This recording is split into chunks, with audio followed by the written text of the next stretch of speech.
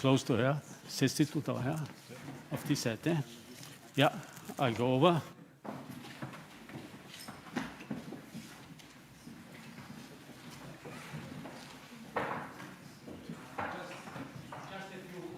Just a few words, to the persons. I think I do not have to present Julia Timoshenko. Everybody has more or less experienced at least part of her life. Certainly one of the most outstanding personalities, not only in Ukrainian politics, but far beyond. She had a very difficult period in her time as Prime Minister of this country. She was one of the most outstanding personalities who shaped the Maidan revolution and brought the Ukraine on the way to a trip towards Western Europe. Certainly, so far, I just want to say a few words, and I maybe just also want to say a few words about the other panelists. To my side, my right side, this is Boris Tarasyuk. As I said, I used to call him Mr. Foreign Policy because he was foreign minister 3 times and is already acting now more than 3 decades in foreign policy and still is active now at the Council of Europe as the permanent representative of Ukraine. And of course, also one of the most outstanding personalities we do have here is Hryhoria Nemiria, who is not only active in foreign politics, but generally, and we are really looking forward. We have to do some improvisation because I have to announce, Julia Tymoshenko is apt also to speak English, but not perfect. And insofar, of course, we will need some translations.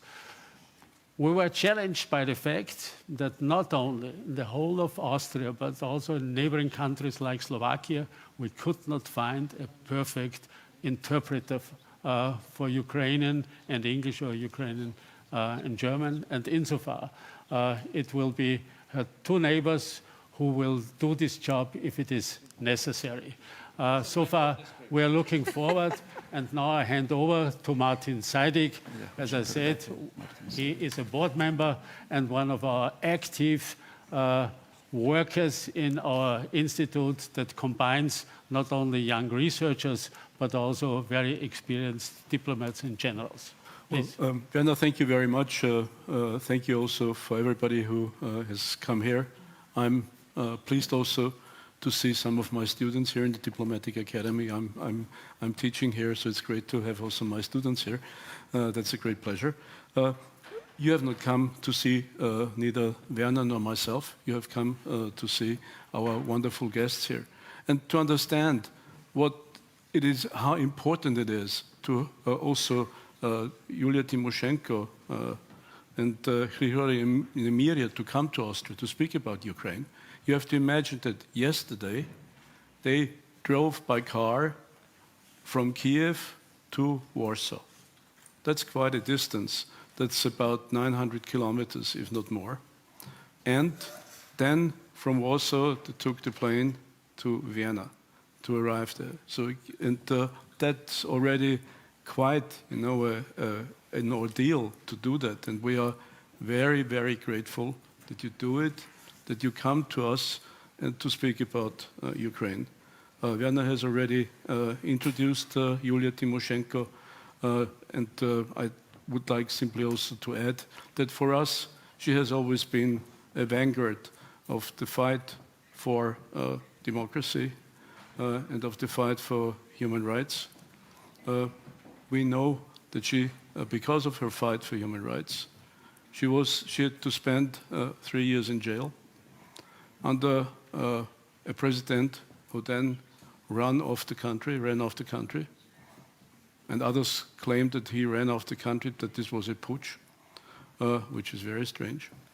But that was the period under Yanukovych, that Julia had to spend in prison. And we should not forget this. Europe was united and was supporting her.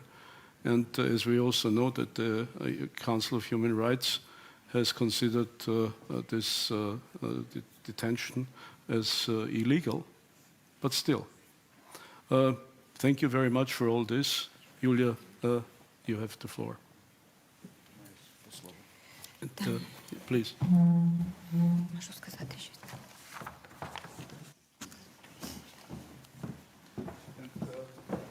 As we have heard, Grigori will be kind enough to translate.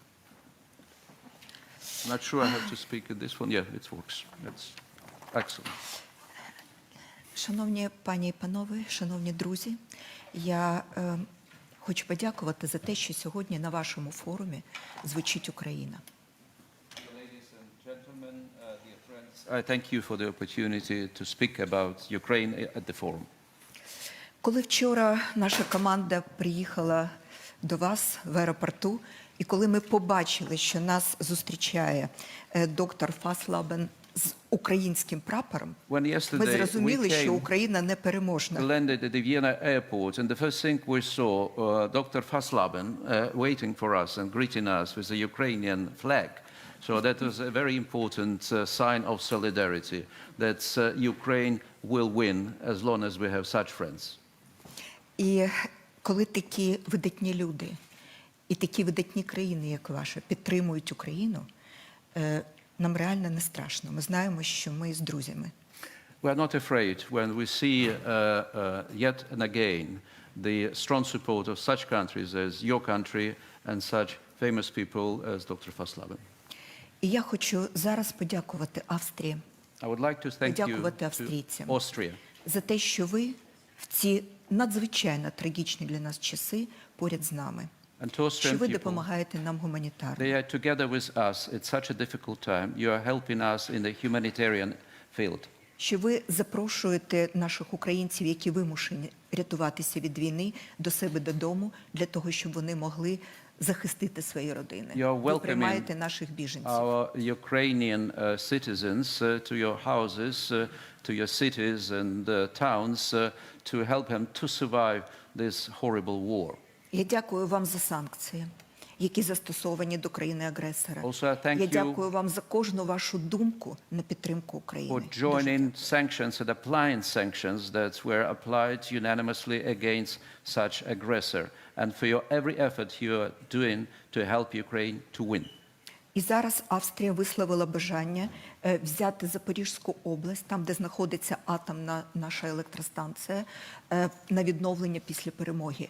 Це такий жест доброї волі, про який знають сьогодні всі українці. Я дякую вам, дорогі мої австрійці. Specific also element of this help. I was told that Austria expressed its willingness to take a lead, to be one of the leading countries in helping to restore, reconstruct, revitalize Zaporizhia area. This is the oblast province in Ukraine where the Zaporizhia nuclear plant, the largest nuclear plant, is located. It's a very important, very visible, very tangible sign of support. Thank you for this. Дорогі мої австрійці, я вам за все дуже дякую від імені українців. Thank you on behalf of all Ukrainians for this. Ми приїхали до вас з війни. З війни, де горить земля, де в моєму рідному місті буквально щойно від обстрілів російської армії згоріла на автозаправці вагітна молода дівчина, 24 роки, разом з своєю ненародженою дитиною. Це обличчя війни. We have come to you straight from the war where a young pregnant woman was burned alive at the gas station in my native city, Dnipro, as a result of a recent missile attack by the Russian army. She was burned together with her unborn child. Similar tragedies happen in Ukraine every day. Ми приїхали до вас з війни, де вчора буквально весь світ побачив з Маріуполя маленького хлопчика 6 років, який від горя, від страху повністю посивів. Він став практично сивий від горя. We have come to you straight from the war where the day before yesterday, the world saw a small 6-year-old boy from Mariupol whose hair turned gray from grief and fear. Наші діти сьогодні стають дорослими під час війни. Our children are ruthlessly crippled by the war. They're becoming adults in the matter of hours. І ми мусимо думати про те, як захистити інші народи від такого страшного горя, який зараз переживає Україна. And we have to think what needs to be done to protect not just Ukraine, to defend not just Ukraine, but other nations, other people from such horrible things that Ukraine are going through now. Ми проїхали тисячі кілометрів для того, щоб зараз сказати вам, що немає більш важливих питань сьогодні в світі, ніж ті, які ви зараз піднімаєте на цьому форумі. Це питання, як захистити наші народи сьогодні і в майбутньому від війни. We drove more than 1,000 kilometers to you also because we Ukrainians understand that there is no more important topic than the one you raised at the forum. How to protect our people from possible future wars. Ми, українці, завжди вважали, що нас повномасштабна війна ніколи не торкнеться. Що це може бути в Грузії, в Сирії, де завгодно, в Ізраїлі, але тільки не у нас. Але ми сьогодні розуміємо, наскільки глибоко ми помилялися. Треба завжди бути готовими захищати свої народи і свої країни. We Ukrainians have always thought that a full-scale war will never touch us because there are no reasons for this. We thought that a war can be anywhere, in Syria, in Georgia, in the Middle East, but not in our country. That is what you probably, or some of you may think today too. We were so wrong.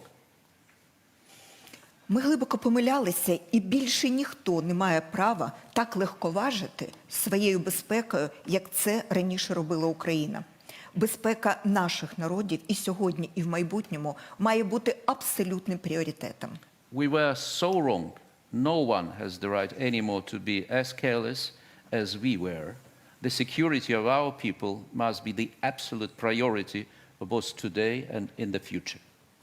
Зараз у нас окуповано більше 20% території, це як півтори території вашої країни, Австрії. І у нас зараз вже десятки тисяч людей загинули, в тому числі діти. У нас 15 мільйонів людей вимушені були покинути свої оселі. Це в 1,5 рази більше, ніж населення вашої країни. У нас реально трагедія масштабна. Today, 20% of our country is occupied. This is 1.5 times more than the territory of Austria. Tens of thousands of people were killed in this barbaric war. 15 million people were displaced. They were forced to leave their homes. And 5 million of them left their country, became refugees. Ви знаєте, багато хто вважає, що війну в Україні можна було би запобігти. Можливо, нам треба було погодитись на нейтральний статус, як дехто вважає, або на будь-які інші ультиматуми Путіна, Російської Федерації, врахувати їх і не допустити війни. Але я хочу сказати, що це не так, і я категорично з цим не згодна. You know, many people still think that the war in Ukraine could have been prevented. If Ukraine, for example, declared its neutral status or accepted Kremlin's other ultimatums. I absolutely disagree with this. Щоб переконати тих, хто думає, що можна було запобігти війні в Україні, я хочу торкнутися зараз дуже важливого питання. А яка мета була у Путіна, у Кремля, у країни-агресора, коли вони починали війну проти України? Дехто думає, що їм потрібен був Донбас, або Крим, або вся Україна. Насправді, їх справжні цілі трошки більш масштабні. І війна проти України – це лише перший крок. To convince those who think that we should figure out, to convince those who think like that, we should figure out what were the aims of Putin and his international coalition. Why did they launch this war? Many people think that his aim was Donbas, Crimea, or the whole Ukraine. But it is enough just to listen to Putin's recent speeches to understand that Ukraine is just his first step. He has a different aim. А насправді ж яка його мета? Його мета зовсім інша. Зробити війну в Україні такою собі точкою збору для глобальних сил, які не хочуть далі лідерства Заходу в світі, яких більше не влаштовує існуючий світовий порядок і норми міжнародного права. Це точка збору для тих, хто хоче силою зброї, силою воєн перекроїти сьогодні кордони і створити більш потужні нові імперії. Again, he has a different aim. His aim is to make the war in Ukraine the gathering point for all global forces that don't want the Western leadership anymore. They are not satisfied with the existing world order and the rules of international law, and that seek to redraw borders by force to create their empires. Ось насправді проти чого бореться сьогодні разом з Україною весь вільний світ.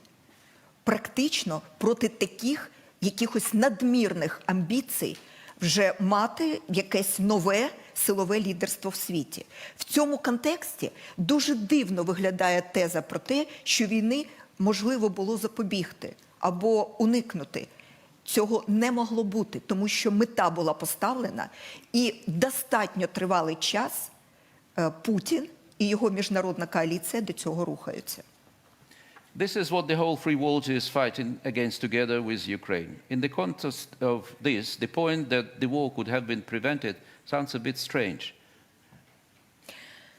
І я хочу також сказати, що хтось говорить про те, що від війни в Україні можна втомитися. Не можна втомитися, тому що це не війна проти України. І це війна не лише проти України.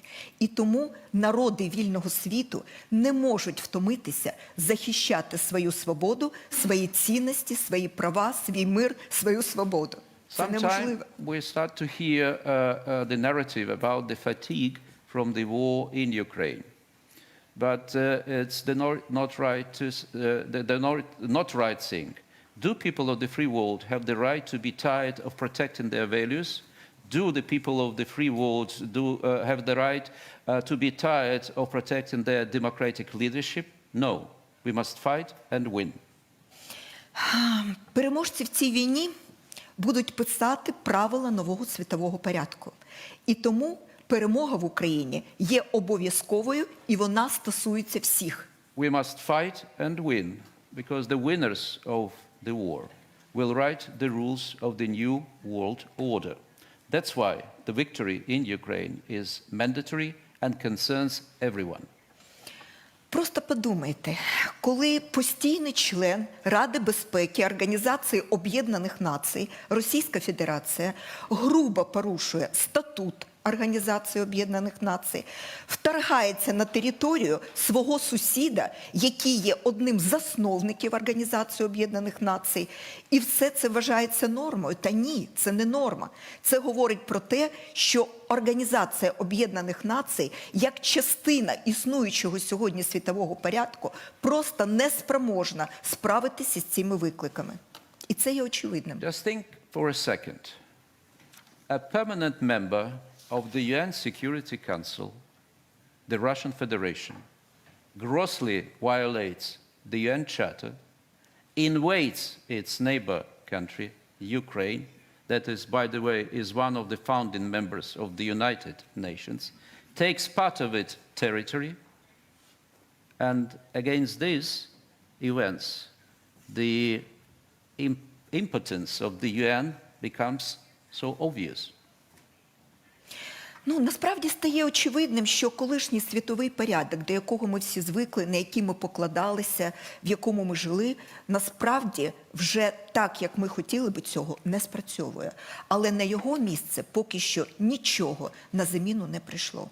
І це є небезпечним. It becomes so obvious that the previous world order, the way we knew it, no longer exists.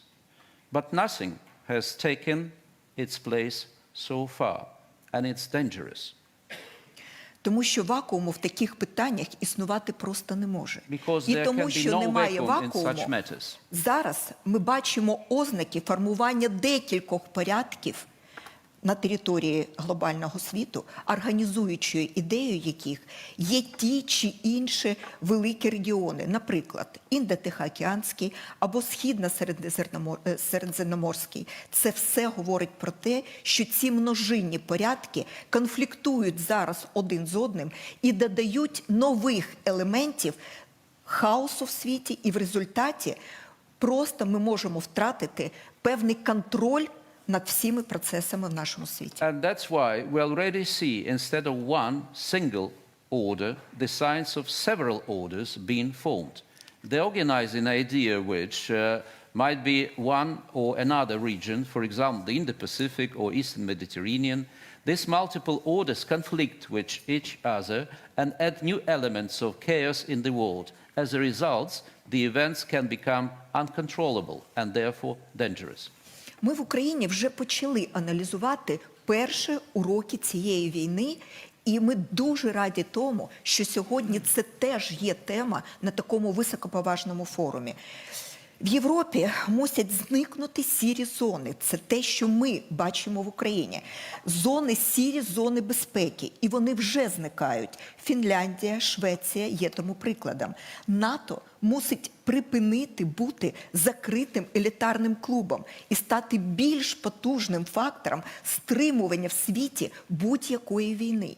І я вам більше скажу, що якщо б Україна в 2008 році, коли я була прем'єр-міністром і подавала заявку щодо членства України в НАТО, якщо б тоді, в 2008 році, Україна стала членом НАТО, стала членом колективної системи безпеки, зараз ніяких би війн не було. In Ukraine, we have already begun to analyze the first lessons from the war.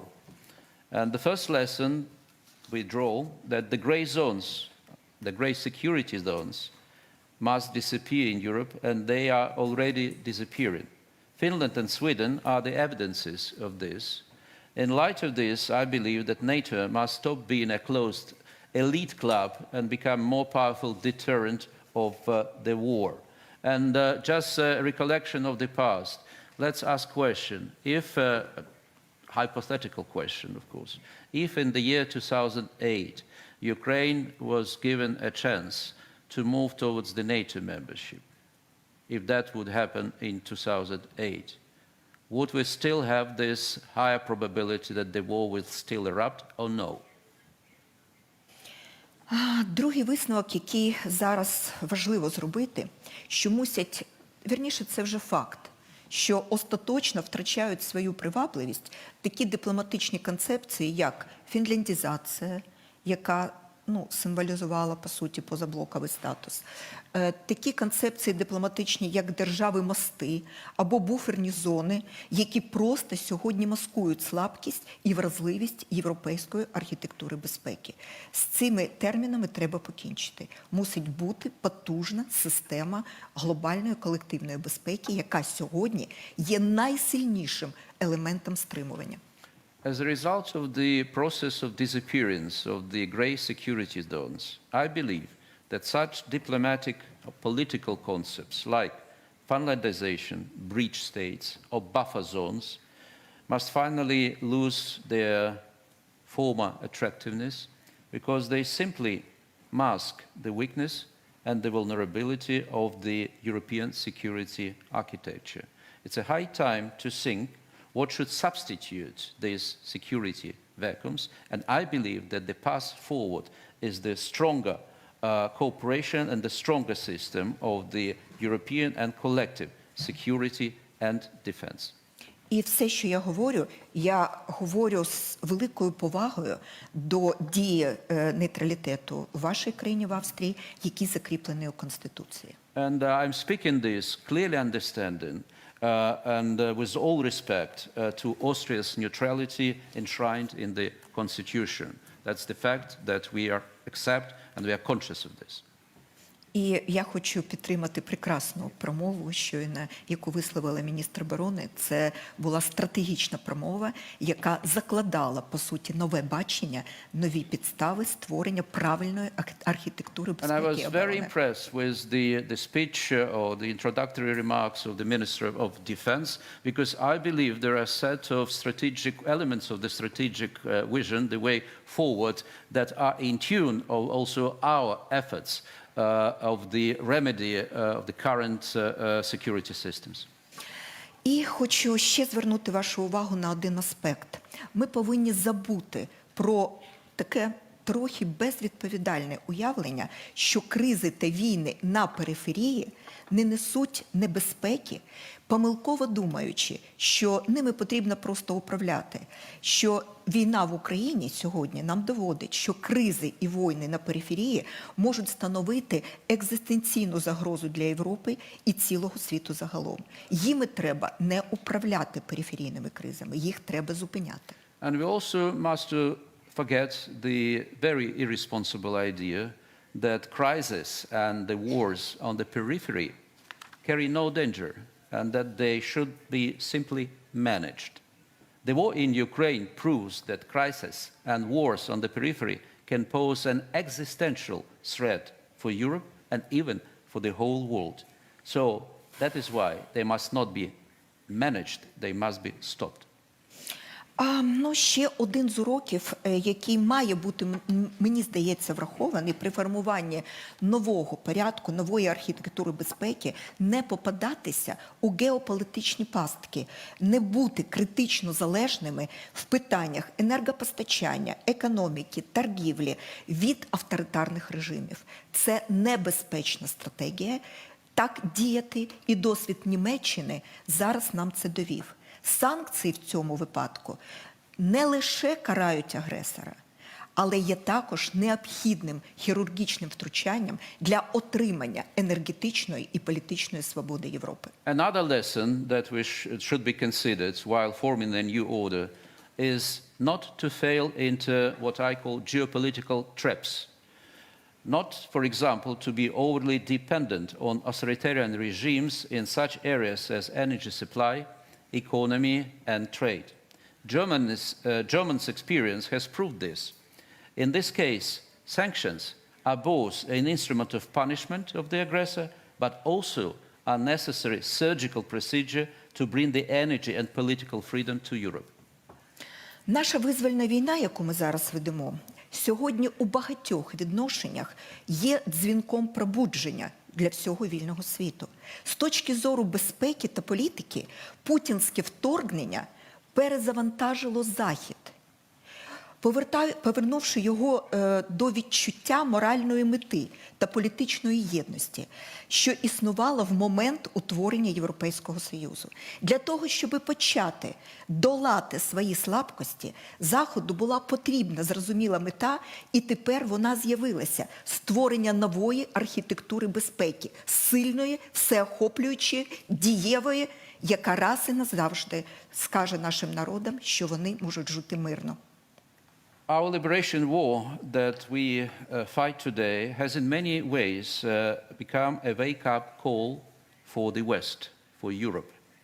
From the point of security and policy, Putin's invasion has reloaded, revived the West, restoring its sense of moral purpose and political unity that existed at the time of the creation of the, for example, European Union. To begin overcoming its weaknesses, the West needed a clear purpose, and now it has appeared.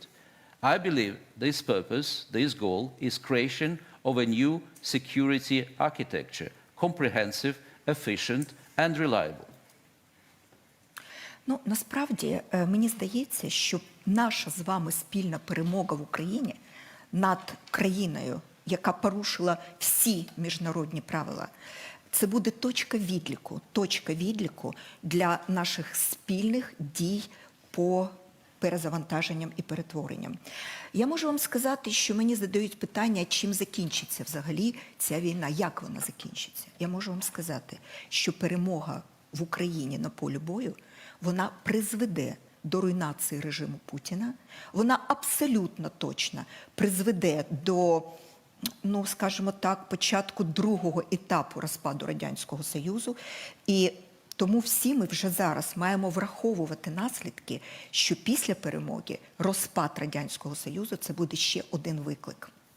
And our common victory over the aggressor that violated almost all international norms and rules, violated UN Charter, crossed all possible, imaginable and unimaginable red lines.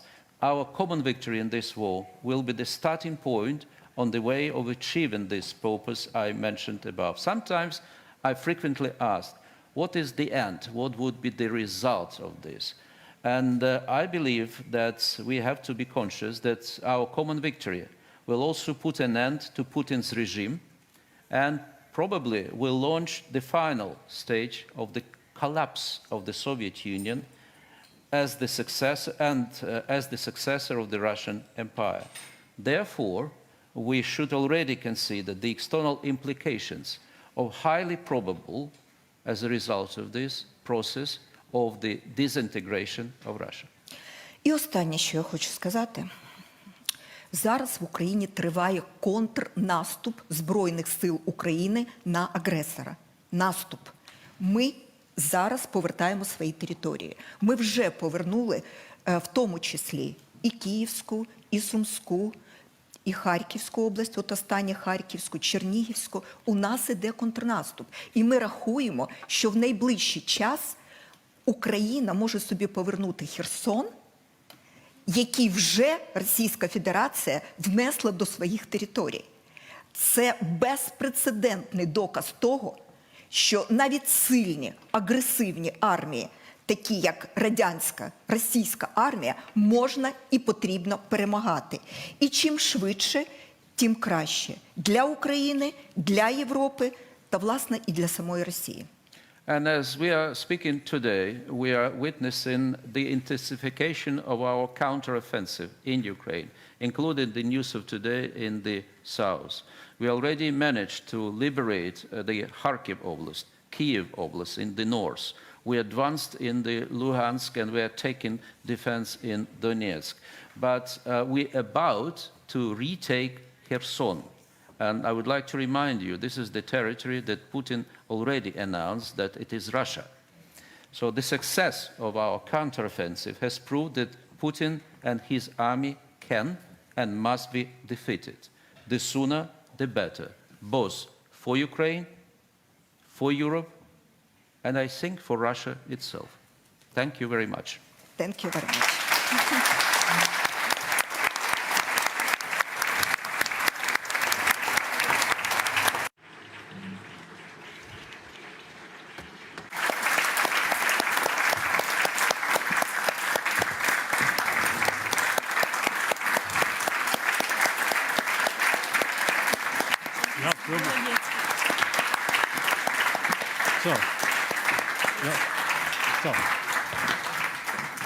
Thank you so much. Дякую It дуже. really was great. Thank you. Thank you. Я ніколи не забуду, як ви вчора, Гріша, я ніколи не забуду, як ви вчора в аеропорту зустрічали нас з українським прапором. Це вже в історії України буде. In a half-empty airport, but we saw him greeting us at the end. Thank you. Thank you so much. Thank you so much. І я...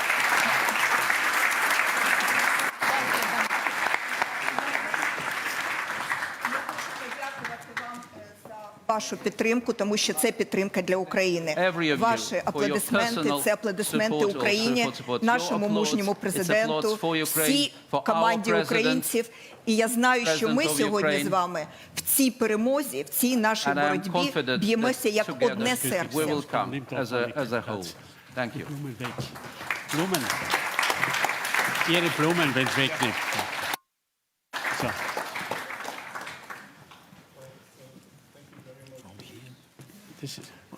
Do you hear me? Yeah. Thank you very much for this wonderful speech. I think really that was very, very important for all of us to understand the determination of all Ukrainians.